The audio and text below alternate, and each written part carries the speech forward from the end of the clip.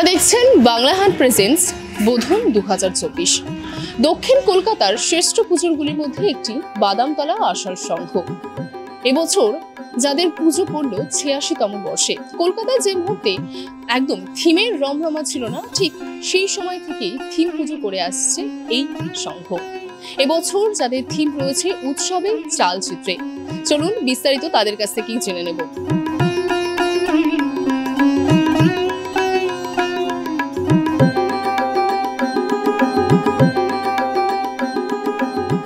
এবারে আমাদের পুজো 86তম বর্ষে পদার্পণ করেছে। আমাদের এবারের থিম হচ্ছে উৎসবের চালচিত্রে, যেখানে আমরা উৎসবের সঙ্গে মানে আমাদের দুর্গাপুজোর সঙ্গে কত রকমের মানুষ যুক্ত রয়েছে প্রত্যক্ষ এবং পরোক্ষভাবে, কত তাদের জীবিকা এর ওপর নির্ভর করছে, পুজোর ওপর নির্ভর করছে, তাদের জীবিকা নির্বাহ করে কতদিন তারা সংসার চালাচ্ছে, এইটার ওপর শুধুমাত্র পুজোর ওপর বেস করে, সেটাই আমরা এবারে আমাদের পুজোর মাধ্যমে প্যান্ডেলের মাধ্যমে তুলে ধরছি।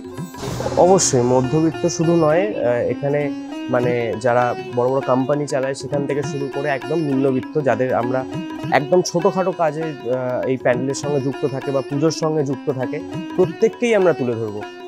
এই ধরনের থিমের আইডিয়াটা কি করে হয়েছে এই বছর? এটা আমাদের আগের বছরই, আমাদের যখন ঠাকুর ভাসান হয় তারপরেই আমাদের প্ল্যানিং হয় যে প্রদীপ্তদা মানে প্রদীপ্ত কর্মকার উনি করবেন আমাদের থিম। তিনি এই ভাবনাটা নিয়ে আসেন যে একটা পুজোর সঙ্গে কত রকমের মানুষ যুক্ত থাকে, তাদের জীবিকা কীভাবে নির্বাহ হয় একটা শুধুমাত্র একটা পুজোর ওপর বেস করে। তো সেটাই আমরা পুরোপুরি দেখাবো, সেরকম প্ল্যানিং হয়েছিল এবং প্ল্যানিং ওয়াইজ এক বছর ধরে জিনিসটাকে নিয়ে কোথায় কীরকমভাবে প্যান্ডেল সাজানো হবে, কোথায় কীরকম জিনিসপত্র থাকবে, সেগুলো ভাবনা চিন্তা করে অ্যাট লাস্ট একটা প্যান্ডেল দাঁড় করানো। এই থিমের মাধ্যমে বা পুজোর মাধ্যমে থিমটা মেইনলি কি বার্তা দিতে চাইছে? পুজোর মাধ্যমে এইটা আমাদের আগে থেকেই প্ল্যানিং ছিল যে মানে এখন যে পুজোটা হয়, পুজোটা একটা ইন্ডাস্ট্রি হিসাবে আমরা দেখি এখন। যেমন একটা ফিল্ম ইন্ডাস্ট্রি হয়, যেমন একটা ফুড ইন্ডাস্ট্রি হয়, তেমনই পুজোটাও একটা ইন্ডাস্ট্রি, যে ইন্ডাস্ট্রির সঙ্গে বিভিন্ন রকমের মানুষ জড়িত থাকে। যেমন একটা বাঁশ বাঁধার মানুষ, কেউ বাটাম বিক্রি করছে, কেউ ঠাকুর বানাচ্ছে, কেউ ঠাকুরটাকে আবার রং করছে, কেউ টিনের কাজ করছে, কেউ লোহার কাজ করছে প্যান্ডেলের মধ্যে। তো এই প্রত্যেকটা পুজো প্যান্ডেল এক একটা যেন ফ্যাক্টরি, সেই ফ্যাক্টরি এবং তাদের মধ্যে বিভিন্ন রকম কর্মচারী কাজ করছে। এইভাবেই পুরো জিনিসটাকে আমরা তুলে ধরেছি এবং পুজোটাও যে একটা ইন্ডাস্ট্রির জায়গায় পৌঁছে গেছে সেই বার্তাটা দেওয়ার জন্যই আমাদের এবছরের ভাবনা।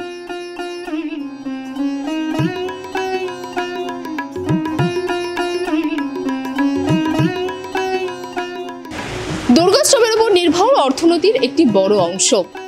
উৎসবের চালচিত্রে থিমটি হয়তো এই ভাবনা থেকেই আসা, যে দুর্গোৎসবের পিছনে এর মাধ্যমে তুলে ধরা হয়েছে সমাজের সকল বৃহৎ থেকে ক্ষুদ্র সম্প্রদায়ের থেকে শ্রেণীর মানুষের যে যোগদান রয়েছে সেই বিষয়টি।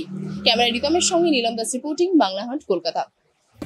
বাংলা হাটের আরো খবর দেখতে নজর রাখুন। বাংলা খবর মানেই বাংলা হাট।